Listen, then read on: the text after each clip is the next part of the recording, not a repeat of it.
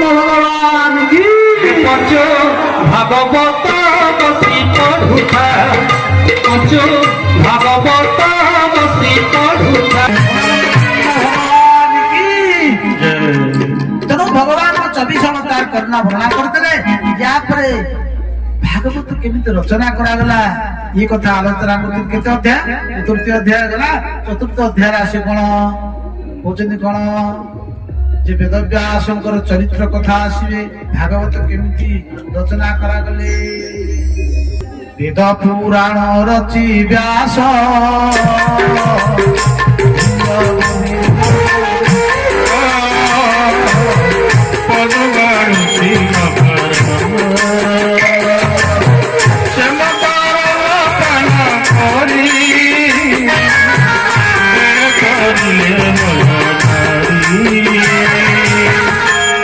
वेद पुराण रचि व्यास नहीं नहिले परितोष चतुर्थ अध्याय चरित्र 4 अध्याय कथा केमिति वेद व्यास भागवत रचना कले कोन पई भागवत रचना कले कृष्ण जुगे प्रवृत्त स्थाने वा केन हेतुना कोथि पई कोन पई वेद व्यास रचना कले वेद व्यास बसिसंती कोठी ताकर आश्रमटा कोठी थला आश्रम थला कोठी बद्रीनाथ गला बळे पडिबो बाटरे आपण माने जाइछनी बद्रीनाथ जाइना जो माने जाइथिबे व्यासंकर गुफा मनगा जो बद्रीनाथ विशाल क्षेत्र बसिचंती ब्रह्म नद्या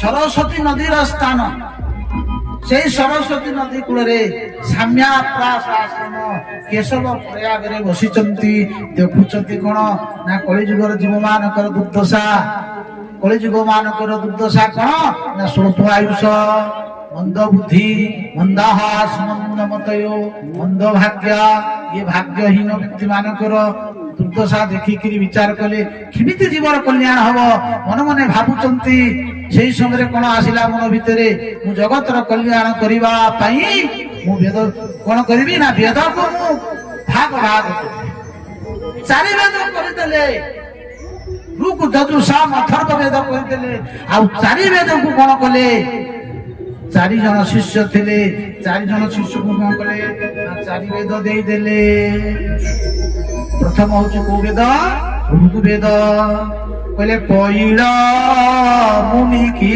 आनिले प्रथमे वेद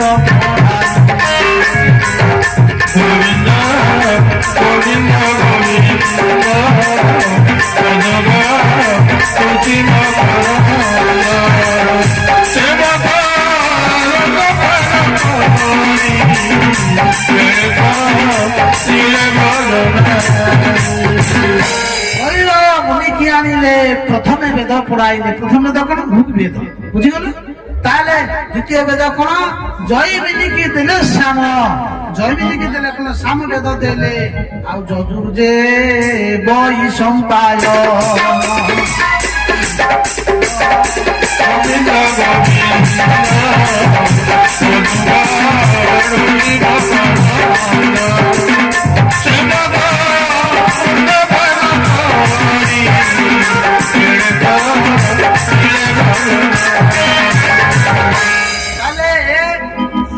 जयमिनी के देले कोन ना साम वेद देले यदु साम अथर्व अंगिरा अथर्वण पितार वर्ष अंगिरा मुनि की अथर्व वेद देले आउ कोन कले ना जो पुराण थला क्या देले मो पिता सुतदेव गोस्वामी कहउचंती मो पिता को शेष रे कोन कले पंचम वेद इतिहास पुराण देले 4 वेद रचना करि साइला परे देखिले 4 वेदर अधिकारी थिले ब्राह्मण माने कहले अरे ब्राह्मण मानकर तो कल्याण हला अन्य वर्ण मानकर कल्याण केमिति हबो शेषरे कोन कले ना पुराण रचना कले लेखु लेखु लेखु लेखु 17 खंड पुराण लिखि साइले शेषरे विचार कले जे पुराण रचना ही गला किंतु आउ जो मानकर कल्याण हबो ना स्त्री शूद्र द्विजबंधु नाम जो स्त्री माने शूद्र मानकर वेद पाठ अधिकारी नथिले सेमानकर कल्याण पाई जो ब्राह्मण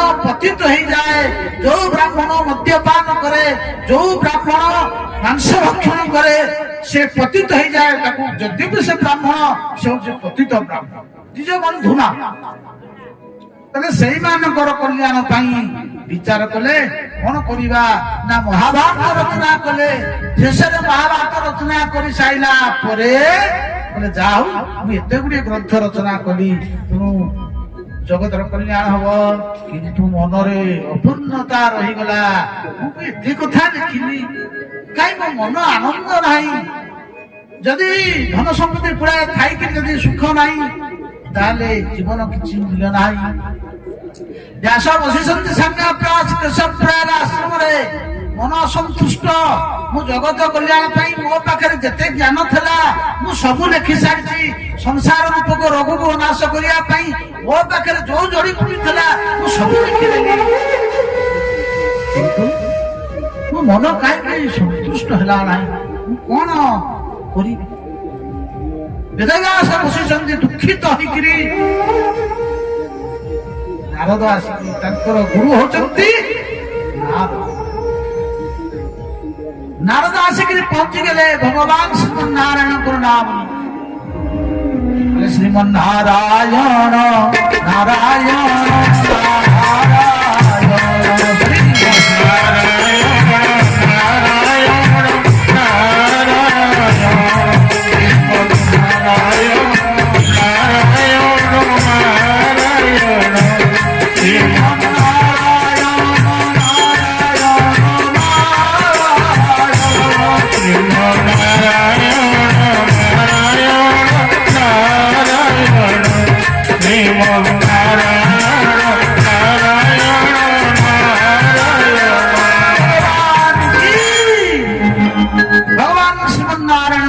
ଉଚ୍ଚାରଣ କରି ନାରଦ ଆସି ପହଞ୍ଚିଗଲେ।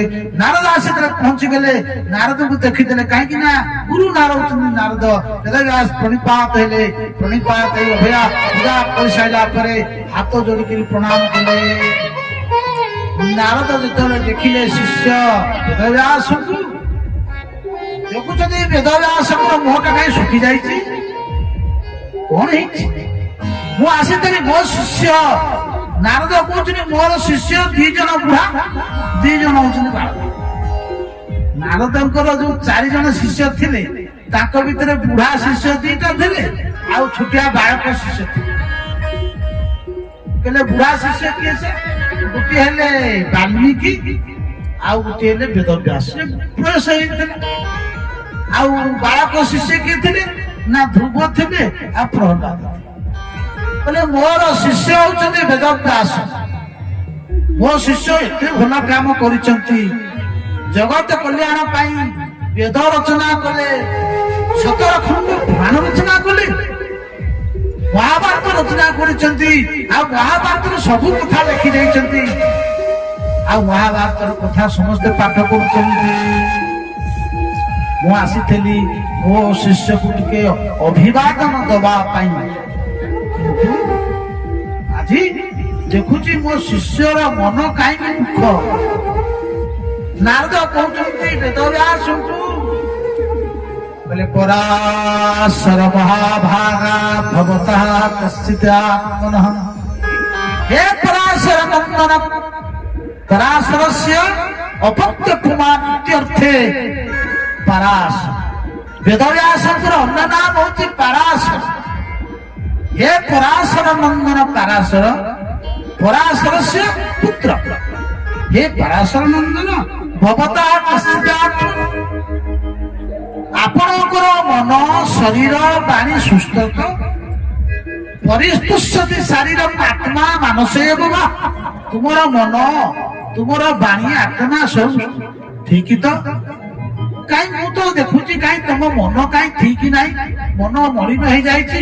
कौन है जमीती गतविध कथा गला कृपणर धन चली गले ठीक जे प्रकार मन लटकी बसे, तुम्हें से मनटा को लटकी बच, तुमर कौन चोरी हो गला?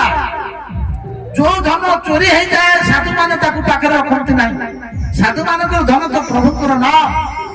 तुमर एमती कौ धन चोरी हो गला, तुम्हें मन दुख कर। बेदव्यास कहते हे गुरुदेव, आपण तो मो मनर कथा जानीगले, ମୁଁ ଜଗତ କଲ୍ୟାଣ ପାଇଁ ବହୁତ ଗୁଡିଏ ସଂସାର ଜୀବମାନଙ୍କ ପାଇଁ ଲେଖି ପକେଇଲି ଶାସ୍ତ୍ର। ମୁଁ ବେଦ କଲି, ପୁରାଣ କଲି, ପଞ୍ଚମ ବେଦ ଇତିହାସ ପୁରାଣ ରଚନା କଲି, ମହାଭାରତ କଲି। ଏତେ ସବୁ କରିସାରିଲା ପରେ ମୋ ମନ ସନ୍ତୁଷ୍ଟ ନାହିଁ। ଆପଣ କୁହନ୍ତୁ କଣ କରିବି? ନାରଦ ସବୁ ଜାଣନ୍ତି, କହିଲେ ବେଦବ୍ୟାସ ତୁମେ ଜଗତ କଲ୍ୟାଣ ପାଇଁ ଭଲ କରିଛ, ଠିକ କରିଛ, ତୁମର ଏ କର୍ମ ପାଇଁ ପ୍ରଶଂସନୀୟ। ଯୋଉ କଥା ଜୀବନ କଲ୍ୟାଣ କରିବ ତୁମେ ସେ କଥା ଲେଖିନାହ।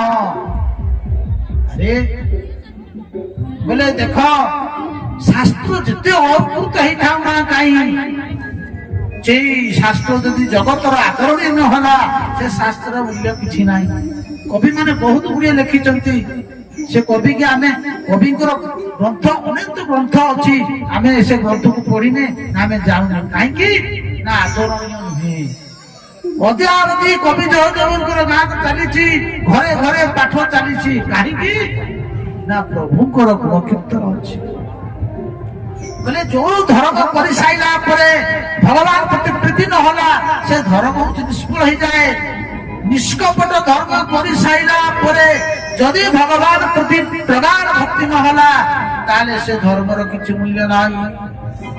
ନୈଷ୍କର୍ମ୍ୟମ ବିଚ୍ୟୁତ ଭାବ ବର୍ଜିତ ନ ସମତେ ଜ୍ଞାନ ମଳ ନିରଞ୍ଜନ, ସେ ଜ୍ଞାନକୁ କେବେ ହେଲେ ଗ୍ରହଣ କରାଯିବ ନାହିଁ। ଦେଖ, ଉଚ୍ଚିଷ୍ଟ ଯୋଉଠି କାଉ ଯୋଉ ଜାଗାରେ କାକ ପକ୍ଷୀ ସ୍ନାନ କରେ, ମାନ ସରୋବର ରାଜହଂସ ସେ ଜାଗାକୁ ଯାଏ ନାହିଁ।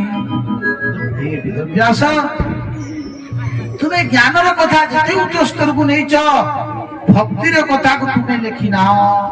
ଲେଖିଛ ଭକ୍ତି କଥା, କୃଷ୍ଣ କଥା ଗ୍ରନ୍ଥରେ ଲେଖା ଅଛି, କିନ୍ତୁ ନ୍ୟୁନ କରିଦେଇଛ, କମ ଆକାରରେ କରିଛ। ତେଣୁ ତୁମେ କଣ କର ନା ଭଗବାନ ଶ୍ରୀକୃଷ୍ଣଙ୍କର ବାଳ ଚରିତ୍ର ଲେଖ, ଭକ୍ତିର କଥା ଲେଖ।